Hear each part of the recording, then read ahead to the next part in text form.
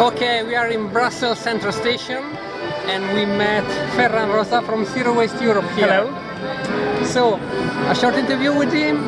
First of all, about source separation of bio-waste in the city. Okay. It is starting, it has already started. It started, I think, 1.5 years ago. It was made extended for the whole of the city.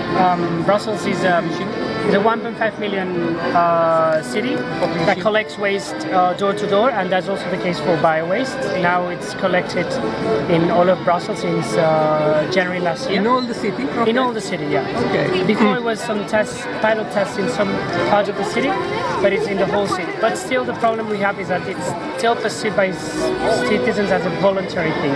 Yeah. I think it's growing slowly, but still like a voluntary Yes. system, like in Paris, like it could, basically. there could be more efforts from the region to make it fully compulsory. Especially because there are very, very good references here around. There is the Flanders region.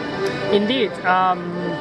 In the whole of Flanders, they collect the bio-waste, and they do it with no problems at all. I mean, it works perfectly. Also in cities. It's not just in suburban areas. And still, Brussels is not a vertical city. It's quite a...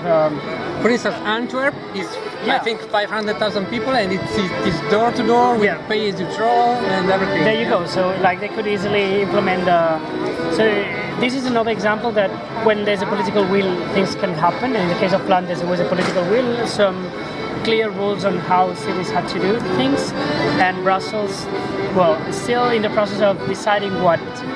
Yeah. But for this, I think the new directive will help us. Definitely. And do you think that bio-waste collection will be implemented all around Europe according to the directive? It will be compulsory, so they better do it, because otherwise they will be infringing EU law, and the Commission can bring member states to court if they are not separately collecting the bio-waste. Definitely. It's totally feasible. It's just a matter of putting efforts into that. Yeah, and with this trip we are going to demonstrate this, going city by city in which source separation is implemented.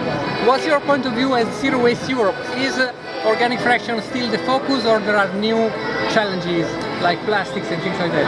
I would say, like, for some countries, indeed, organic is still the main concern, because they're heavily relying on landfilling, and they need to cut down dramatically the amount of waste, particularly bio-waste, that's going there. I mean, it has big climate implications, and also they're wasting lots of resources that could go into the land through compost or digestate.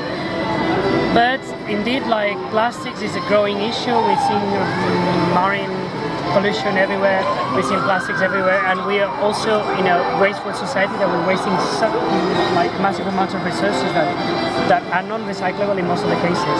Yeah. And that is one of the key topics, the hot topics of this moment.